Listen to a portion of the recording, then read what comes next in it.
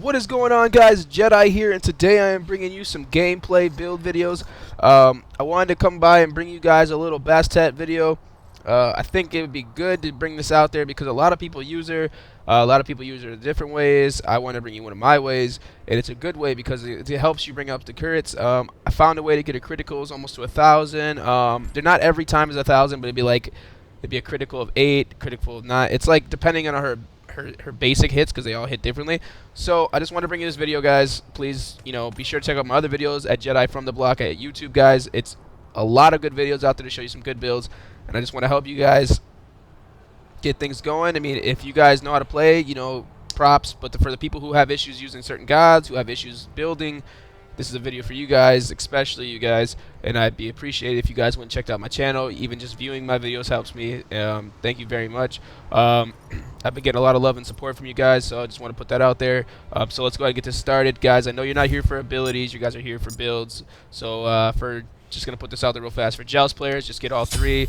If you're pretty much just starting off as a Conquest player, I would suggest going with probably your Razor Whip. That's just to help you fight off minions, to help them, clear it out a little bit. Get your ult in there when you can. But for Joust players, 1, 2, 3, 1, 2, 3, 1, 2, 3, 1, 2, 3. Conquest players, you pretty much want to do 1, 2. It's 1, 2, 3 as well. So make sure you stay upon that. Put your ult in whenever you can. So let's go ahead and get this build started for you guys.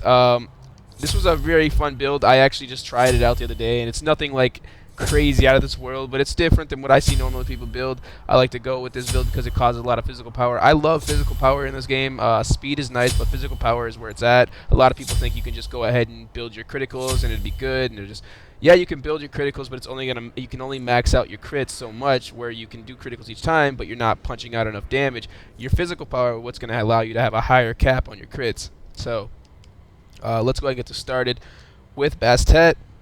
You don't really need a lot of attack speed. You can go with Ninja Tabby if you want to. I go with Warrior Tabby just for that additional physical power. It's 20% more. Very good.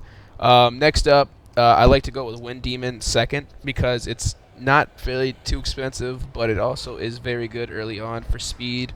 After that, I mean, the way I put this build, if you feel like in-game you need to reorganize it, go ahead. This is just a build I use in-game. I'll be sure to put more videos out with actual gameplay with her on it and others. Next up, I like to go with either Brawler's Beatstick or Titan's Bane just because of what it causes, the physical penetration. That's one of my favorite things. It also stops the regeneration of healing, so that causes, like, if they're trying to get away and you're having, like with Bastet, you have DOT, which is damage over time, which will benefit you if they can't re-heal. So that's something you can think about.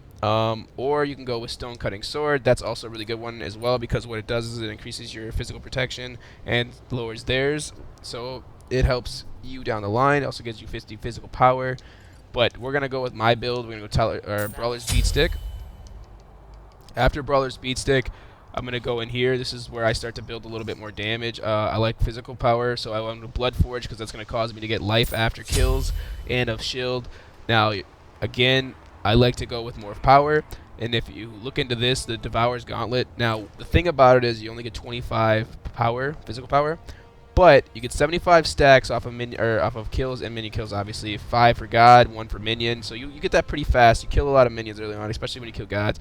But it gives you 0.4 physical power. Now that's an additional 30, so that's 55 physical power over that build, or over that stack. So you have to take that in there and think about that as well. That's the reason why I get that. And it also, what happens is with that is you gain 20% physical life steal per stack. That's per stack, or what's 0.20. Now that's an additional, let's see, 2, so that's a lot of life steal. I haven't done the math on that yet. It's a little bit much for me. But it is a lot, and it does help you down the line, especially when running both of these. You're already at, what, you're at 25% life steal, and then you're going to get that additional. So you might it might go up to like 50, I think. I don't know. We'll find out here. After that, you can go with 2 choices here. You could go a little more critical if you want to make sure you punch out to guarantee the criticals, or you can go with more physical power, because right now you're already at 20 critical, so that's something you can think about if you want to go with more criticals or you want to go a little more damage. I like to go more damage, so I like to put in Deathbringer. just because it causes strike or critical strike damage is increased by 40%. So like you get that additional critical strike hit with that physical power. With her relics, guys, I enjoy using Sanctuary with assassins just because if you're getting hit, you're allowed to get out. Later on in game, you can go with Sprint or Curse. I choose Curse when I play Bastet because of her DOTs. So let's see what her basics is. So there's 1,008, 1,008.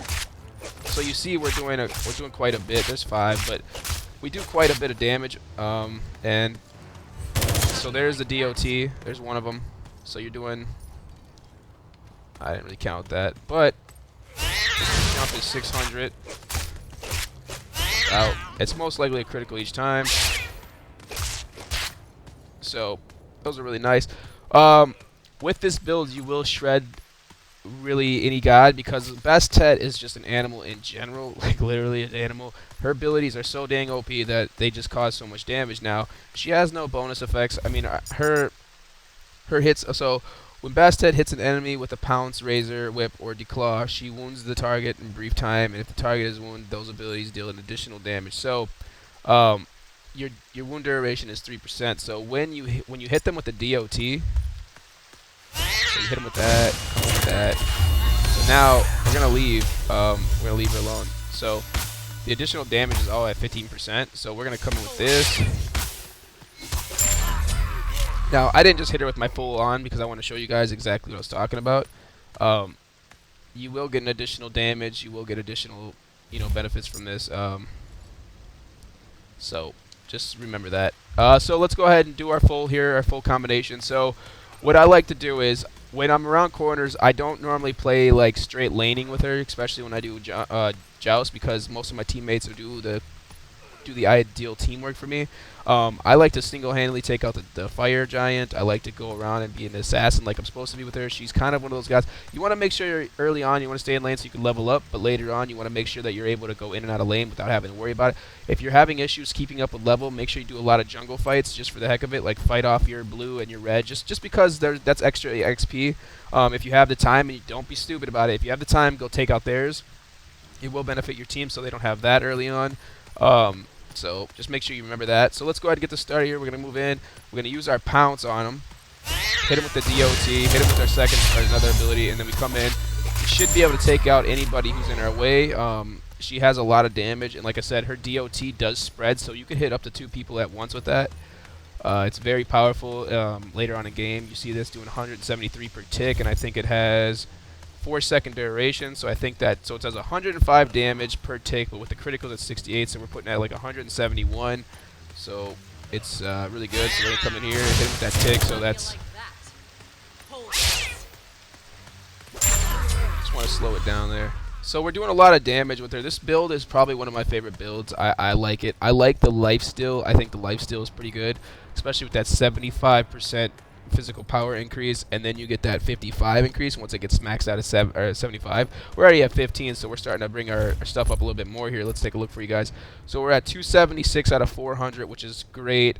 We have penetration, we have lifesteal, we also have criticals. We're having a little bit of everything, which causes to be equally amounts of like it's just nice to have an all-around balanced player.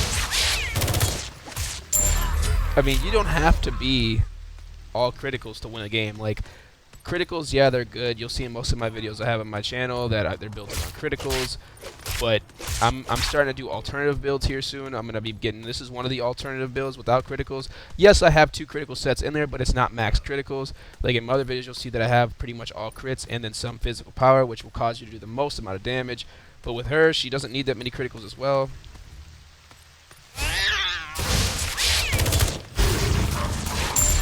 With that ult, now you'll see they're going to wait here, and they're just going to take it on again when he comes back.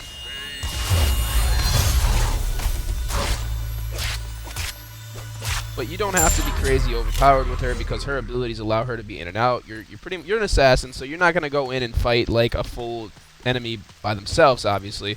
But you would be able to get in there and help your teammates out a lot by causing damage over time, nitpicking, especially if you're fighting with a Neath or a Ra, or even an Odin. But guys, please be sure to check out my channel at Jedi from the Block. View more of my videos. Just view them is fine. I'd appreciate a subscribe. Help me keep putting these videos out for you guys. I appreciate it so much. Thank you guys for watching. And I'll be releasing more videos as today, just to put them out there. I'm going to start doing a little more alternatives. If you guys have any suggestions or any gods you guys want to see built upon, just let me know. I'll be sure to make those. I will accept your request. All right, thank you so much.